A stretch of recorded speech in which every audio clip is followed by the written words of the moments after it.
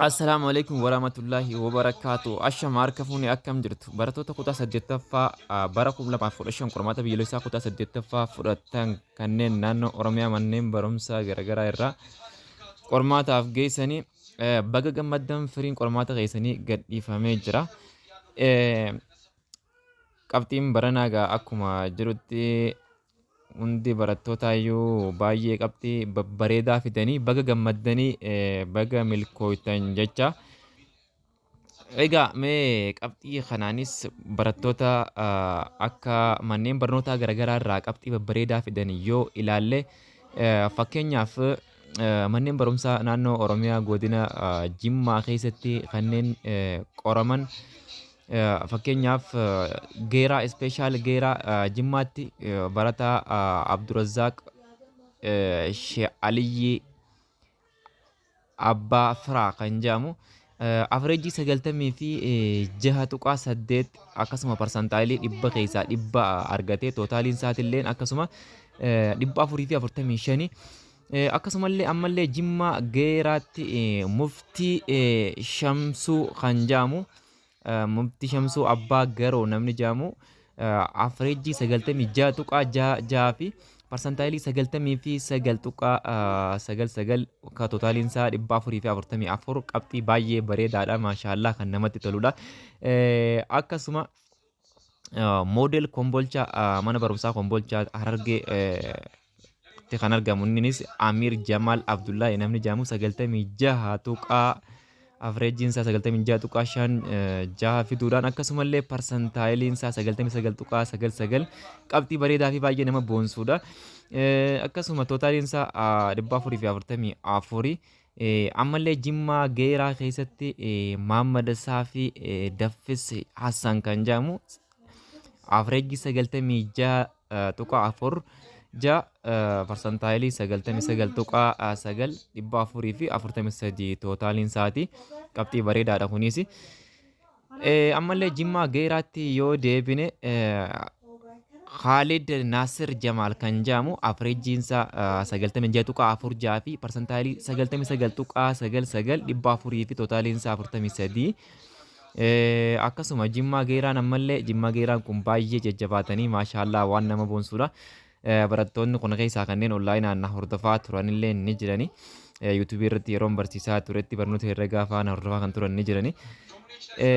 Ammallee Jimmaa geerarraa Ayyuub Iskandar Seefuu namni jedhamu averejii 96.46 akkasuma parsantaalii 99.9 waliigala qabxiin isaa 443 kan argate qabxii bareedaadha kunis. Ammallee akkasuma moodela mana barumsaa kombolchaa naannoo Oromiyaa Harargee keessatti kan argamu averejii 96.35 parsantaaliin isaa 99.99 qabxii waliigala isaa 443. Ammallee gara Jimmaa geeraatti yoo dhufnu Nasruu Mahammad Abbaa Goojjaam kan jedhamu averejjiin isaa 96.25 fi parsantaalii 99.9 tootaaliin isaa 442 kan argateedha. Ammallee gara mana barumsaa Jimmaa geeraatti kan dhufnu yoo ta'u Maryama Abdee Abbaa Jabal kan jedhamtu averejii 96.25 fi parsantaaliin 99.99 tootaaliin 442 akka shamarranitti qabxiin bareedaa hangammaatti kan jiru baay'ee bareedaa kan ta'e kana Maryamaa jechuudha. Maryamaan mana barumsaa Jimmaa geeraa godina Jimmaatti kan argamu kana keessatti qabxii baay'ee bareedaa argatte maashaallah isinis. Ammallee gara Qundii Gammachiis aanaa Qundii jechuudha. Gammachiis Harargee ba'aa kana Harargee lixaati.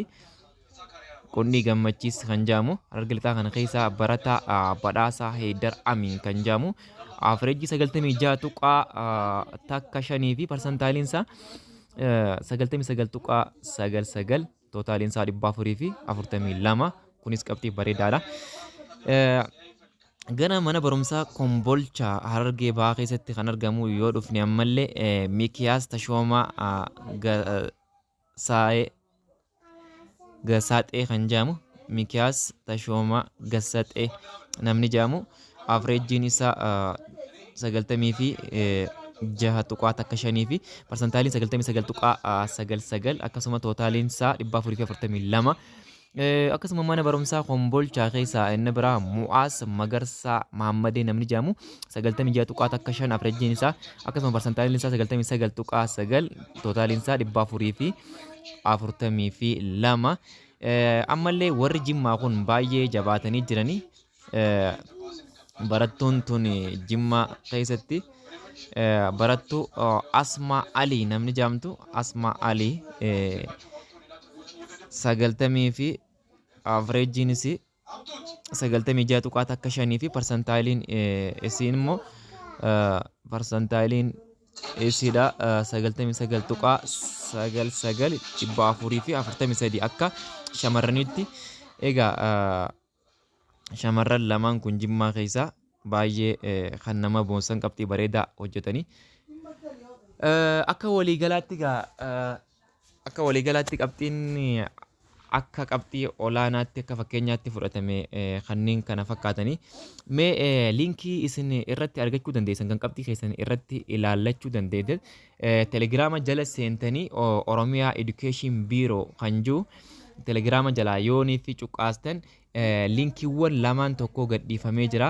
Egaa asirratti kunoo liinkii kanarratti ilaallachuu dandeessanii jechuudha. Liinkii asirratti argamu kanarratti yoo asumaan Oromiyaa Education Bureau kajuu telegiraama jala seentanii isa cuqqaastan Oromiyaa Education Bureau kajuu san isa jala dhuftanii liinkiiwwan kunneen kunoo akkanatti gadhiifamanii jiran liinkiiwwan kanneen irratti argachuu dandeessa warri Oromiyaa keessa jiru hundumma isaatu liinkiiwwan kanneen irratti argachuu dandeessanii jechuudha. Liinkiin inni isinii baasu amma kana fakkeenyaaf yoon irra gattuqe liinkii kanarra yoon gattuqe qaxxitaa nageessaa liinkii kanarra yoon gattuqe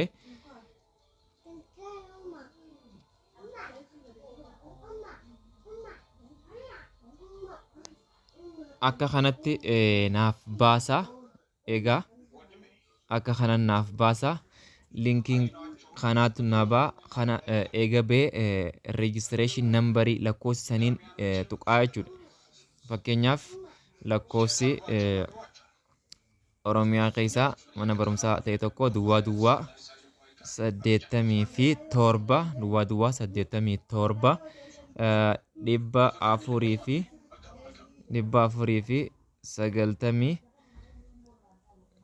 94 yoon jee 494 jee eshi asitti ammoo maqaa barataa sanii fakkeenyaaf Sumayyaa nama jedhamu jee akkana barreessee check result hajuu kana yeroon tuqe yooniif maqaan san sirrii ta'e naaf fidaa jechuudha. Yoo maqaan san sirrii ta'e naaf fida asitti fakkeenyaaf lakkoofsi 95 haa godhu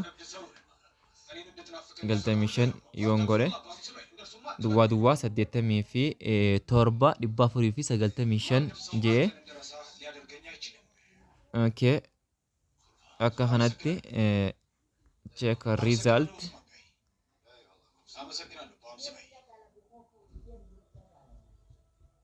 yawwa akka kanatti maqaa guutuudhaa wajjin unoo qabxiin jiruu fi qabxiin gosa barnootaa hunda akka kanatti argamaa jechuudha. Egaa warreen qormaata biyyoolessaa fudhattan hundumti keessanuu gara kutaa salaffaatti akka dabartan niin amana. Warra waggaa dhufuu 2016 kanallee walumaan jiraatee qabxii gaarii galmeessuu rabbiin isin haa taasisu hunda keessanuu kan gara kutaa salaffaa dabartanii milkootan isin haa taasisu gara fuulduraattis yoo rabbi jee kan wajjin jirru ta'a. Nagaan naaf turaa, nagaan naaf jiraadha.